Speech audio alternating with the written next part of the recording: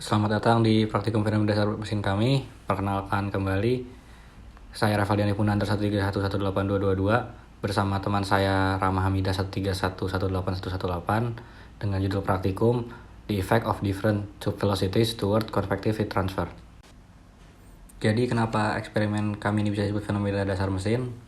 Karena fenomena dasar mesin itu merupakan fenomena fisik dasar yang terjadi pada mesin seperti defleksi, stress, buckling, getaran, inersia, sliding bearing, pressure losses, heat transfer, dan combustion. Untuk di eksperimen atau praktikum kali ini, topik yang kami ambil adalah heat transfer atau perpindahan panas.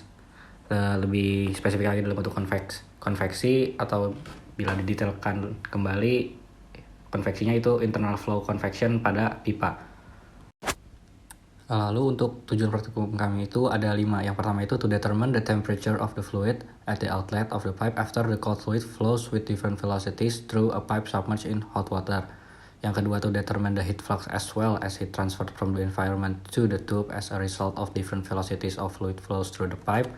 Yang ketiga to determine the inside convection heat transfer coefficient of the fluid in the system as a result of different velocities of fluid flowing through the pipe. Yang keempat, to determine the surface temperature after a certain length of the pipe for different velocities using theoretical equation as well as direct measurement. Yang terakhir, atau yang kelima, to compare the theoretical value of the surface temperature with the actual value measured directly during the experiment. Jadi sebenarnya apa sih konveksi itu? Jadi bisa dilihat seperti di gambar, konveksi itu terjadi antara fluida kerja yang bergerak dengan suatu permukaan. Jadi jenis heat transfer secara konveksi itu bisa dibagi dua. Yang pertama ada forced convection, lalu yang kedua ada natural atau free convection. Forced convection is a type of heat transfer in which fluids are forced to move in order to increase the heat transfer.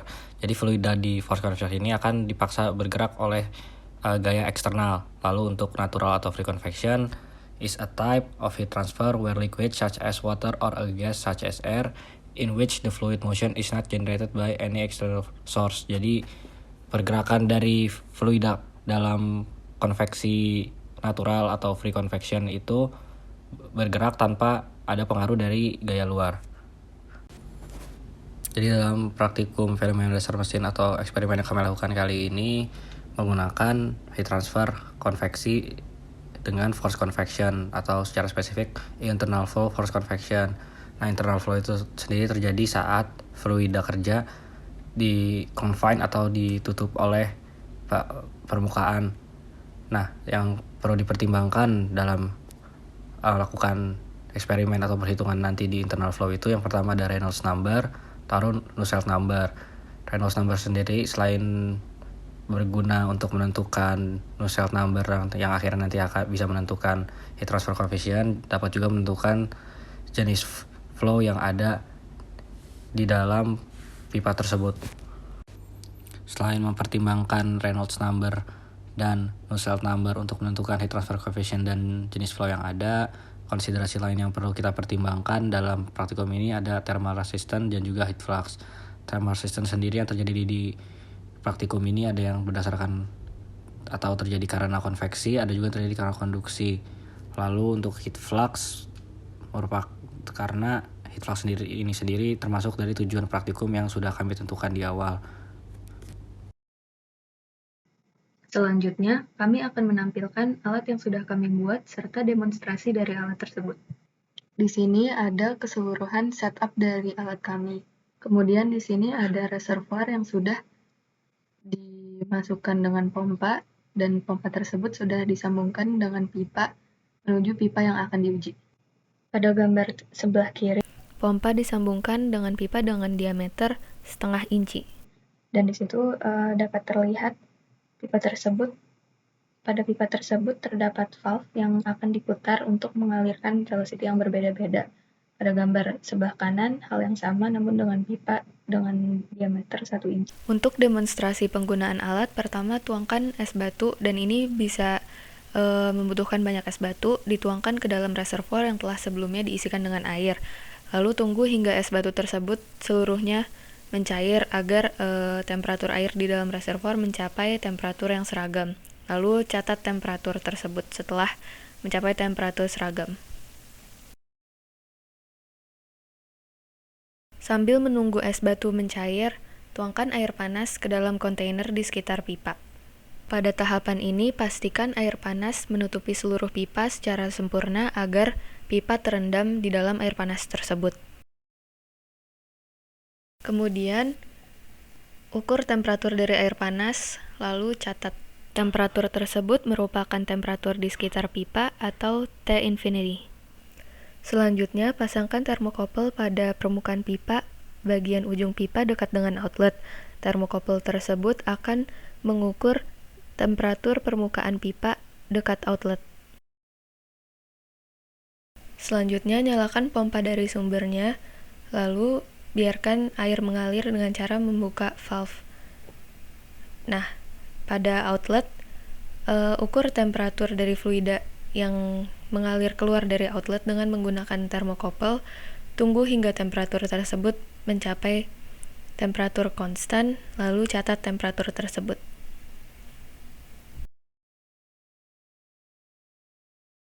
Ukur temperatur fluida di outlet untuk kecepatan aliran fluida yang berbeda-beda dengan cara mengatur bukaan pada valve. Dimulai dari 1/3 terbuka, setengah terbuka, 3/4 terbuka, hingga sepenuhnya terbuka.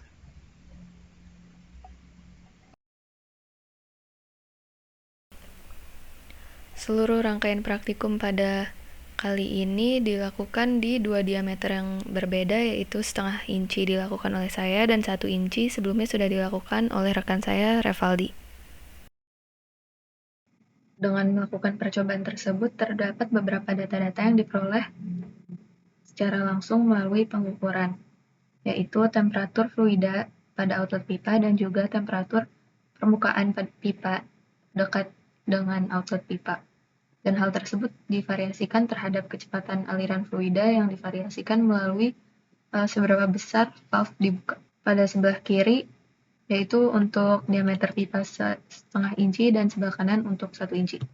Selanjutnya, perhitungan dilakukan dengan bantuan Microsoft Excel dengan menggunakan data yang sudah sebelumnya diperoleh melalui pengukuran dan juga beberapa data yang diperoleh melalui referensi. Tabel di kanan menunjukkan beberapa data tambahan yang akan digunakan untuk mencari heat flux yang juga mengkonsiderasikan proses konduksi.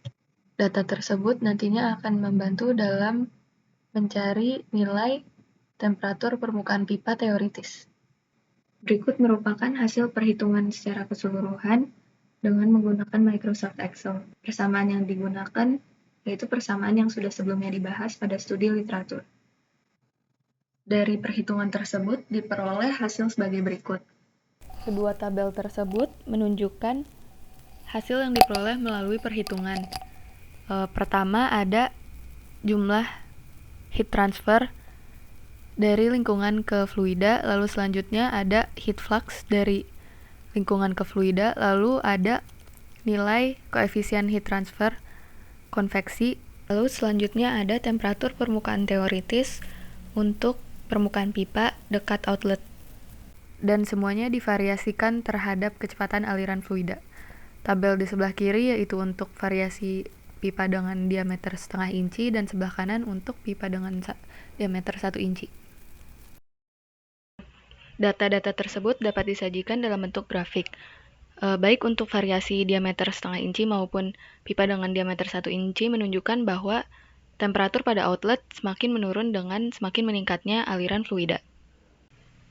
Aliran fluida yang paling cepat menunjukkan temperatur pada outlet yang paling rendah yang juga nilainya sangat mirip dengan temperatur pada inlet.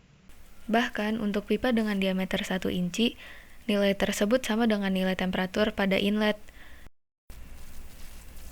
Hal tersebut berhubungan dengan koefisien perpindahan panas konveksi, jumlah heat transfer, serta heat flux dari lingkungan ke dalam fluida, dan akan didiskusikan selanjutnya. Selanjutnya, jumlah panas yang berpindah dari air panas yang mengelilingi pipa ke dalam fluida menurun dengan meningkatnya kecepatan aliran fluida. Secara fisik, hal tersebut menunjukkan bahwa semakin pelannya sebuah fluida mengalir dalam pipa, semakin banyak panas yang diserap dari lingkungan, yang menyebabkan temperatur dari fluida tersebut semakin tinggi ketika fluida tersebut mencapai outlet dari pipa. Seperti yang dapat dilihat pada grafik, koefisien perpindahan panas konveksi meningkat dengan meningkatnya kecepatan aliran fluida. Hal tersebut karena koefisien perpindahan panas konveksi sangat dipengaruhi oleh kecepatan aliran fluida dan juga properties dari fluida tersebut. Nah, kecepatan aliran fluida serta sifat dari fluida tersebut sangat mempengaruhi nilai Reynolds number dan juga Nusselt number yang memiliki hubungan secara langsung dengan koefisien perpindahan panas konveksi. Maka dari itu, perubahan dari kecepatan aliran fluida akan berakibat pada berubahnya koefisien perpindahan panas konveksi. Nah, koefisien perpindahan panas konveksi tersebut berpengaruh secara langsung terhadap heat flux. Sesuai kalkulasi, heat flux bernilai negatif, yang menunjukkan arah dari heat flux tersebut. Arah dari heat flux tersebut yaitu dari lingkungan, yaitu air panas ke dalam fluida yang mengalir di dalam pipa, air dingin. Nah, untuk besarannya sendiri, besaran dari heat flux meningkat dengan meningkatnya kecepatan aliran fluida yang dapat dilihat pada grafik. Dengan meningkatnya kecepatan aliran fluida, temperatur permukaan pipa juga semakin menurun. Hal tersebut berhubungan langsung dengan temperatur fluida pada outlet, karena seperti yang sudah didiskusikan sebelumnya, temperatur fluida pada outlet menurun dengan semakin meningkatnya kecepatan fluida sehingga temperatur pada permukaan juga menurun. Seiring dengan meningkatnya kecepatan aliran fluida. Apabila dibandingkan, dapat dilihat bahwa nilai teoritis dengan nilai sebenarnya jauh berbeda. Perbedaan ini dapat disebabkan oleh beberapa hal. Yang pertama yaitu peletakan termokopel. Di sini kami tidak meletakkan termokopel di dalam kontainer, karena kami menduga bahwa temperatur yang akan terdeteksi oleh termokopel yaitu temperatur dari air panas. Maka dari itu kami meletakkan termokopel pada sisi luar dari kontainer, dekat dengan outlet namun juga dekat dengan kontainer. Masalahnya, hal tersebut berarti bahwa temperatur sekitar termokopel yaitu temperatur ruangan dan bukan temperatur yang mengelilingi pipa. Perbedaan tersebut juga bisa diakibatkan oleh perhitungan yang dilakukan. Perhitungan yang dilakukan menggunakan beberapa asumsi dan penyederhanaan agar dapat dikerjakan. Asumsi yang digunakan menganggap bahwa perpindahan panas terjadi selain secara konveksi juga secara konduksi. Hal tersebut mengakibatkan adanya perbedaan antara nilai teoretis dan nilai aktual. Namun, kami memberikan beberapa saran yang akan disampaikan setelah ini. Dari eksperimen yang sudah kami lakukan, kami mendapat 4 konklusi. Yang pertama, jadi temperatur fluida pada outlet menurun dengan meningkatnya kecepatan. Lalu jadi nilai heat flux meningkat dengan meningkatnya velocity saat panas yang berpindah itu menurun dengan meningkatnya kecepatan. Lalu yang keempat, jadi perpindahan panas secara konveksinya itu meningkat dengan meningkatnya kecepatan fluida.